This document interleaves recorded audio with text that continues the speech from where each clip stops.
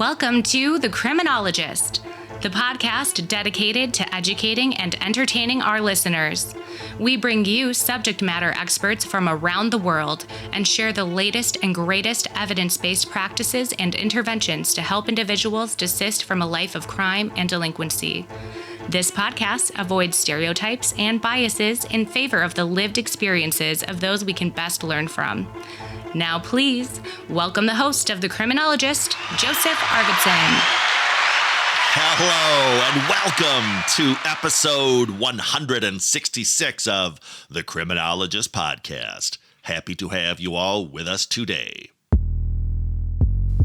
This week, I am super excited to be teaming up with another American Probation and Parole Association connection of mine.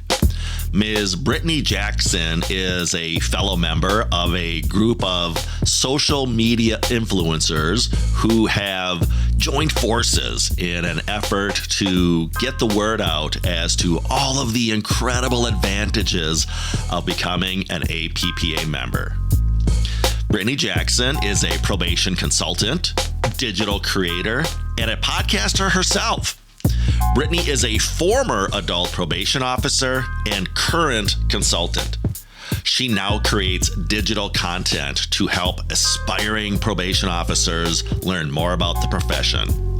She posts content on her YouTube channel, Your Favorite PO. Please subscribe and share for great tips and real-life experiences as to the job of a probation officer.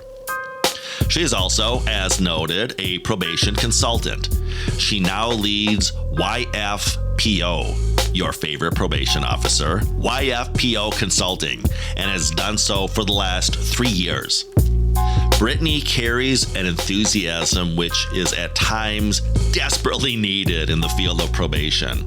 And I'm sure you're all about to experience that enthusiasm as you listen to my conversation with Brittany Jackson.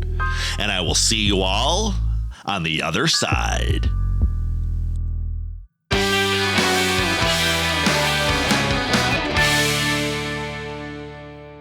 Well, welcome to the show, Brittany. So glad to have you here. Why don't we start off by you just sort of introducing yourself to the audience, perhaps highlighting some of the steps on your journey which has led you where you are today. Hey everybody, I'm Brittany, better known as Your Favorite PO across social media. And I make probation content online. That's on TikTok, Instagram, Facebook, and YouTube, just highlighting what POs do. Specifically, I have a podcast as well. It's called Two Hats Podcast, and we interview probation and parole officers across the country. So make sure y'all tune into my podcast if you want to hear about the day in the life of a PO across this great country. But I started out as a PO and I had no experience. And a lot of people ask me, like, how did you get into this? And literally, they were building a probation office near my house and I saw it. And I told my husband, I said, you think I could do that? He's like, yeah, you could do that. You'd be good at it. So I already had a bachelor's degree in psychology.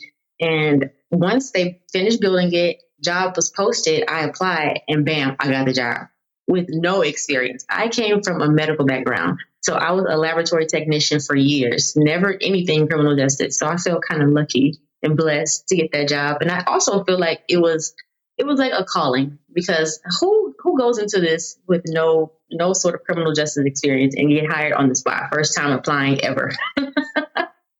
We were talking a little bit offline about how it seems that with probation, people have such varied pathways into the career, as you just illustrated.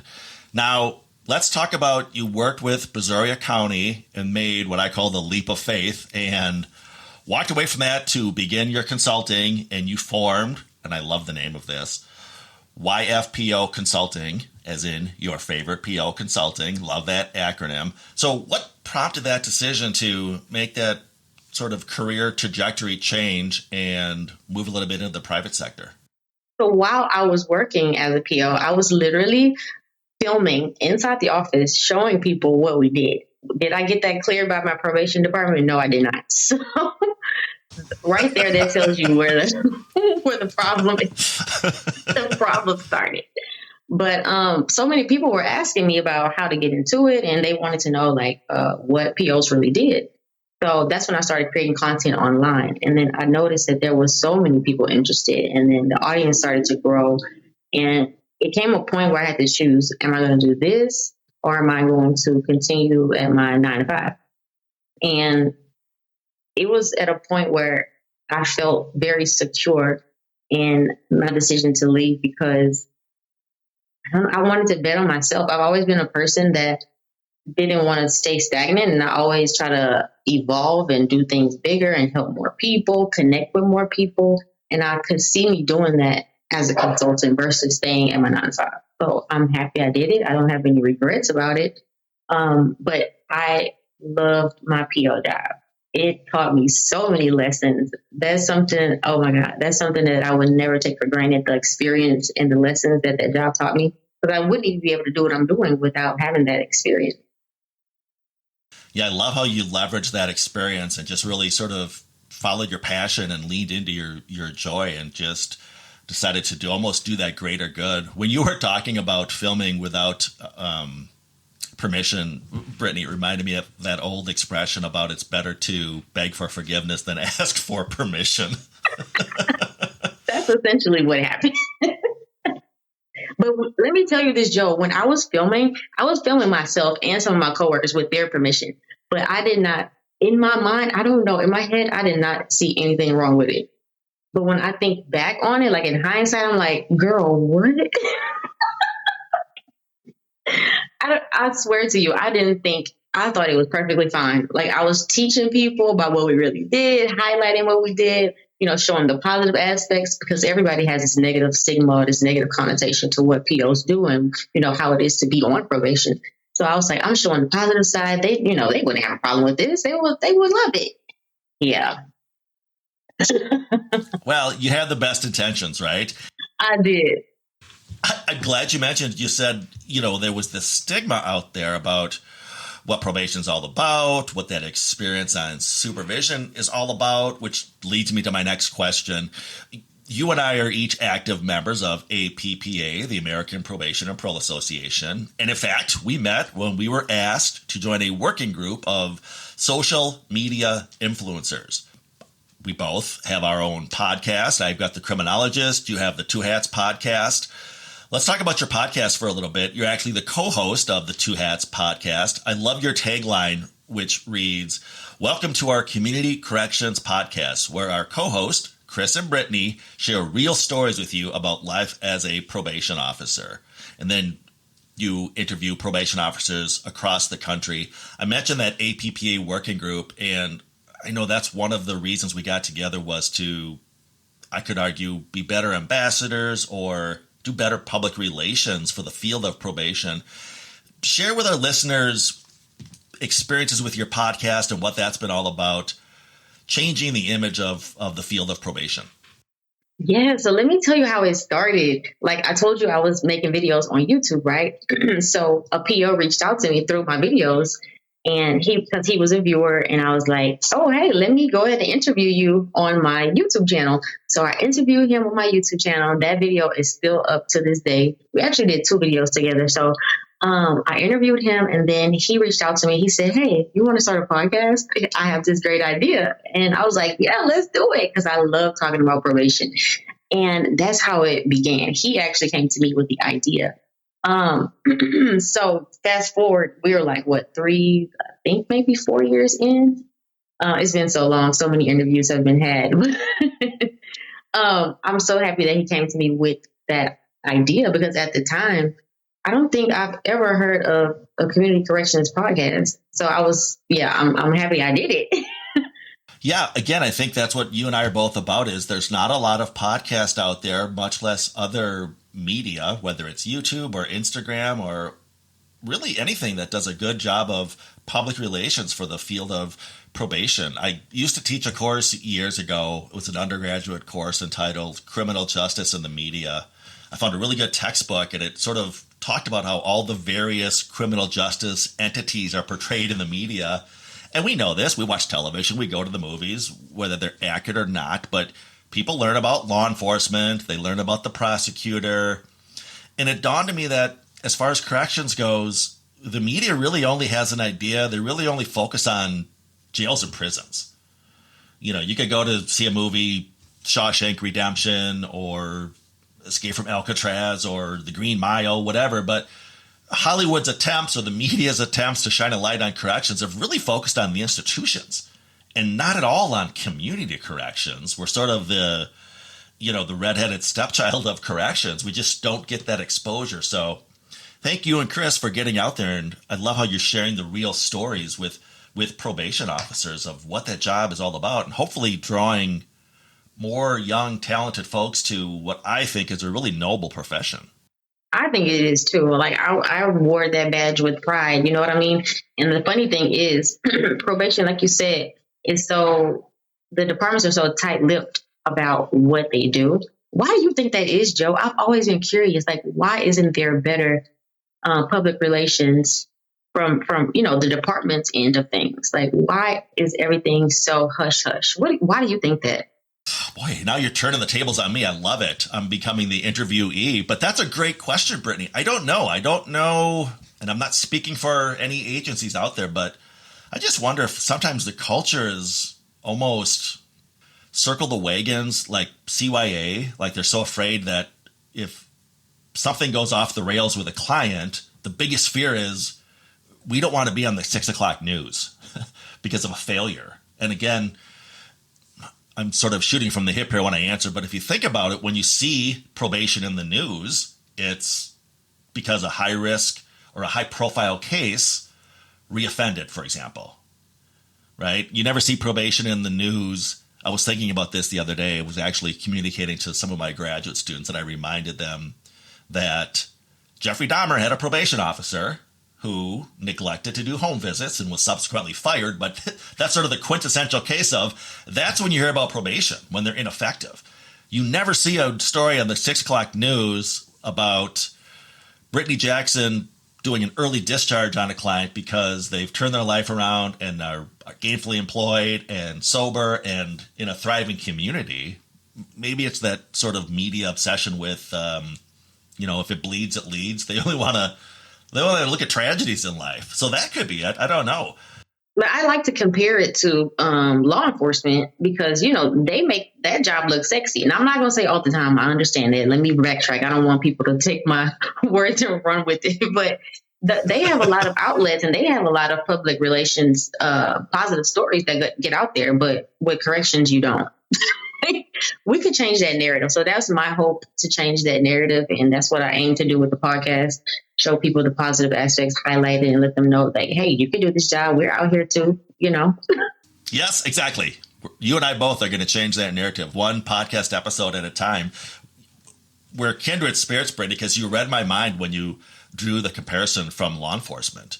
Police departments have, and I get lost in the alphabet soup of all the acronyms. I forget what it stands for, the IPO or the IFO or whatever. But yeah, they have people that stand on the steps and they release statements, whether it's good news, bad news, whatever. Plus, I would contend they're arguably, depending on the department, even more proactive. I mean, they go out into the community, whether it's National Night Out Day or, doing the ice cream socials, again, trying to make that community policing proactive effort, but we're sort of in a vacuum here with probation. Yeah, we're in the shadows, We're behind the curtain. Time to change that, Brittany. Time to change all that. And one way you're doing that, of course, is through your incredible Instagram feed entitled Your Favorite PO. Before I forget, I'm going to leave links for all of your social media feeds in the description of this podcast so folks can start following your podcast, subscribe to it, and of course, following your Instagram feed. But tell us about your experience with that Instagram feed, which I am addicted to, by the way. Oh my gosh. I'm so glad you asked me that question, Joe. On my Instagram, I post a lot of stuff about probation, but I also post personal things. And I really want to separate the two. I've struggled with that for quite some time, actually. I started posting regularly on Instagram probably about 3 years ago, when I separated from my employer. I started doing it regularly, and I love the community engagement. I am a 2-time breast cancer survivor, and I post stuff about that as well. And I've connected with a lot of survivors and people going through that process. which has been a blessing to me because I feel like it's a blessing to be a blessing. They helped me get through the second cancer journey for sure. I documented the entire thing on my YouTube channel as well. I was filming me in the hospital, filming me going to chemotherapy, like all the things, telling them how I was feeling in the moment, just because I know that there's so many women that go through that. And when I first was diagnosed, I actively searched Instagram, Facebook, online forums to see, where are the survivors at. So to this day, I still keep up with what I call my pink sisters, and I let them know how I'm doing. And through my Instagram, you can live a full life, a fulfilled life after you get the chemotherapy. And having breast cancer is not necessarily a death sentence, because when you first hear that, when the doctor tells you, hey, you have cancer, the first thing that comes to their mind is like mortality. And it's a hard thing to do. It's a hard thing to face. So I'm grateful for my pink sisters, and I'm grateful for a platform like Instagram and YouTube to share that and connect with other people who've been through that. Yeah, again, I love following your posts because it really humanizes, for lack of a better term, the field. And I don't know if that's maybe because, as you said, you do an artful job of balancing your personal life with the probation field related stuff, but it is really a fun account to follow. And I encourage all of my listeners to go out and follow your favorite PO on Instagram. Yes, follow me. Brittany, I mentioned that you and I came together as part of an APPA working group of social media influencers. So what message would you like to convey to the listeners and followers, Brittany, about APPA and what we're all about? Yeah, being a part of that working group has been a sort of, an eye-opener for me, because we've been able to connect with people in the community corrections space from different parts of the country, and they have different years of experience. And so that brings obviously different opinions and different outlooks on how corrections is and how we see it going in the future.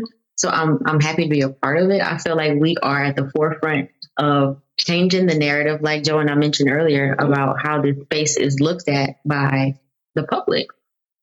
And we had an amazing opportunity to actually, are you going to be on the roundtable? Are we going to have this roundtable discussion, Joe, when we get to APPA conference in New York, which is happening in August. So let's talk about that exciting part of it. A lot of people don't know about it. I was shocked when I started to talk about APPA on my socials.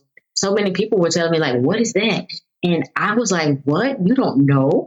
Because that was a big thing when I was working my 9-to-5, is being able to get the opportunity for your department to pay for you to attend the conference. And a lot of POs don't have that. So APPA has this awesome giveaway.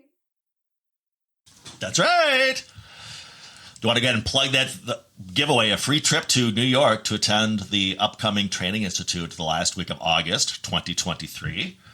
I will leave information, again, in the episode description. I'll leave a link for how you can learn more about that exciting opportunity. And to your point, Brittany, I would say the same thing. I'm always shocked when I mention APPA and probation officers ask me, what does that stand for? It's like, really? Mm-hmm. Maybe you and I are spoiled because we've been exposed to this great organization. But to your point, it is beneficial on so many levels. You are going to hear from subject matter experts from not just around the country, but around the world. So it's the elite trainers from around the world they bring in, but I would contend it's more about the networking and the connections. Every conference I attend, I make a connection, which ends up helping me vocationally and growing my human capital. And I look back in my career and think, what a void there would be there if I never had those APPA connections in my life, or could have leveraged that knowledge when I got back home from the conference in my day-to-day work as a probation officer. Yes. I mean, I feel like we are spoiled as well because we were exposed to it earlier on than some people, obviously. But I think that Joe and I are going to do a live stream on Instagram. So if you guys are listening, make sure you follow your favorite PO on Instagram and APPA on Instagram, because we're going to do a live stream. We're going to talk about all the offerings that they have for the being a member of APPA itself, but also the giveaway for New York. So that's going to cover your flights, It's going to cover your room, and it's going to cover your registration for the conference. And the conference is, when you think of a conference, some people think like boring learning, like, yeah, but you're learning, but you're also networking, like Joe said. And the third pillar of that, you're having fun. Like the conferences are so fun. Like you have mixers, you have, things that you do after you go to the training sessions. In the training sessions, from my experience, they were not very, like, for lack of a better word, they were not boring at all, okay? And they were not so like classroomy or lectury. That's not a word, but I just made it a word. So y'all just stay with me. It's fun. It's like interactive. It's not like a meeting that you have when you go, at your job, they call a meeting. Those meetings were kind of boring to me. But at APPA, like it's fun. You want to be there. Trust me, you want to be there. And it's nice, you touched on this as well, that you're being exposed to other ways of thinking. I mean, I know, for example, I could just throw myself under the bus. Obviously, my listeners know this, but I'm a big evidence-based practice guy. In fact, you mentioned the talented lineup this year. On Sunday, I'll be co-presenting with Professor Ioan Dernescu, who's flying over from Romania to talk all about his international training school on core correctional skills, and those core correctional skills that he and I train every year. We've got our third annual conference coming up in Barcelona in October. Even domestically, I just learn other ways of doing business. And as you point out, you see other perspectives, and it grounds me and gets me out of my ivory tower best practices and into the real world of life on the street, life in the community as a probation officer, which I would not necessarily have been exposed to in my work silo here that I'm in. So it's good to get connected with other folks and get a more well-rounded feel of what the field is all about.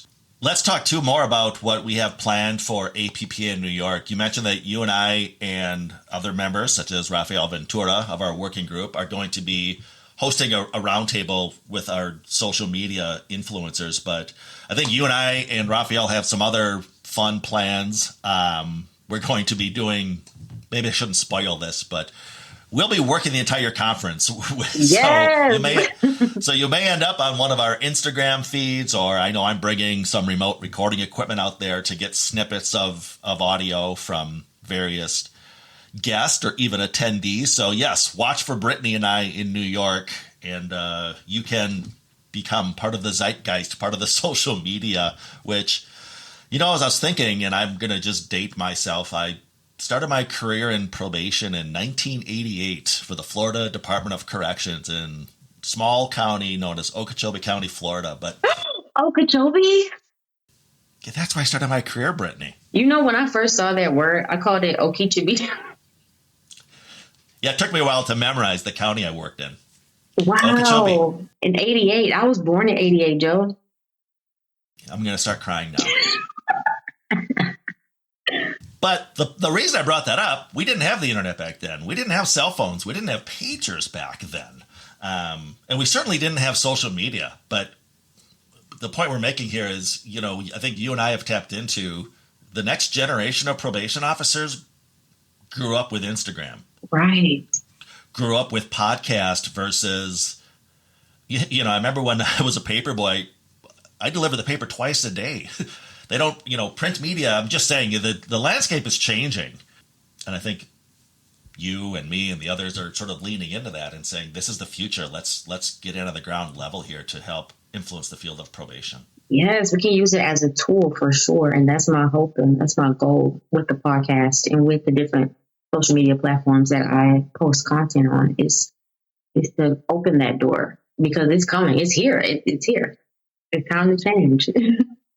Yeah. And so many times we look at other vocations that are sort of lagging behind on this. So yes, I'm glad you and I are out there as trailblazers with leveraging social media for good here and hopefully to benefit staff members, clients, stakeholders, all of the above.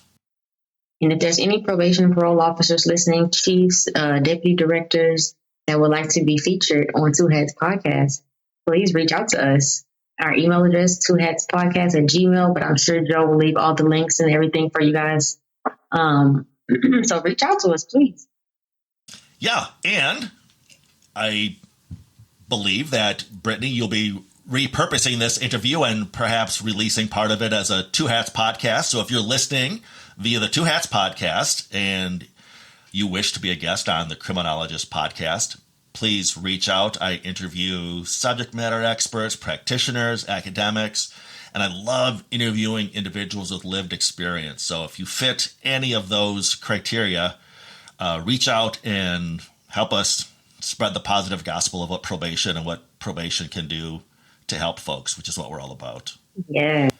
Brittany Jackson, co-host of Two Hats podcast, and of course, owner-operator of your favorite PO, Instagram, consulting, YouTube, social media darling. Brittany, so much thanks for coming on the show today. And again, folks, watch for our upcoming live stream where you can learn all about winning a free trip to New York City. Brittany Jackson, thank you so much for joining the Criminologist podcast today. Thank you for having me. It was a blast, of course, and I can't wait to be on a future episode. Okay, this will not be the last time Joe and I connect, okay? Yes, I have a sneaking suspicion that you're going to be seeing a lot of Brittany and I in the future on your various feeds, doing the good work out there. So and we're going to be on Good Morning America next, Joe and I. I'm putting it into the atmosphere. Aim high, Brittany. I'm a big believer in manifesting things, so why not, right? Yep.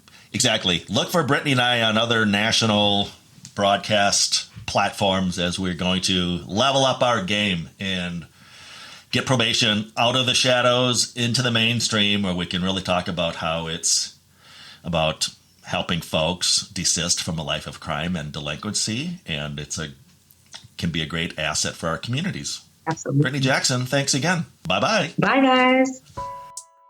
A big thank you to my friend Brittany Jackson, a.k.a. your favorite PO, for appearing on the show today.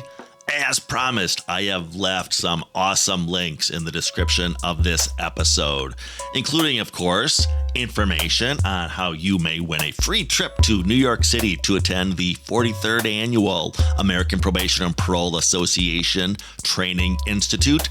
I do want to note this contest ends on July 7th of 2023. We know the internet is forever. You may be listening to this episode beyond that, but if you listen to these when they drop on Saturdays, don't forget a chance to win a free trip to New York City, where you can hang with Brittany and I, among other amazing things to do at APPA. I've also left information on connecting with Brittany's podcast, the Two Hats podcast, as well as her incredible YouTube channel. Let me just read some of the descriptions of some of the videos that you will have access to via Brittany's YouTube channel. She has videos reflective of, here's just some of the titles: Life of a Probation Officer. That's very fun, including some bloopers on that one. 4 types of people on probation. Another one here entitled Probation Officer Q&A, which is great, getting the experiences of Brittany as a probation officer. Here's another one entitled What No One Tells You About Being a Probation Officer. Some amazing content here on Brittany's YouTube channel. I encourage you to check that out. And of course, I'm leaving a link to her TikTok feed for those of you on that platform. And of course, don't forget to follow Brittany on Instagram at your favorite PO. We will be back next week with a fresh episode. I will be once again interviewing Dr. Jared Brown. We are going to be doing another chapter on our series of profiling serial killers to look for those common denominator precursors. Next week, we're going to be profiling Richard Ramirez, aka the Night Stalker. You're going to want to check this one out. In the meantime, you may contact the show or reach out to us through our website, the Paragon Group, LLC.com, for training or presentations as to core correctional skills, program design, or, of course, the topic of desistance from crime. If you have questions or comments as to this podcast, feel free to contact the show via our email at thecriminologistpodcast@gmail.com. That's thecriminologistpodcast@gmail.com. Remember to follow us through our Facebook and Instagram pages at The Criminologist podcast. New fun images are being added all the time to those feeds. You don't want to miss out. The Criminologist Media Group is also on Twitter. Give us a follow at Crim Media Group. That's CRIM Media Group. You may also connect with me, Joseph Arvidsson, on LinkedIn and follow both the Criminologist podcast and the Paragon Group on our LinkedIn pages. Hey, lastly, if you've not already done so, check out and subscribe to our YouTube channel, The Criminologist, for additional content as to the themes of this podcast.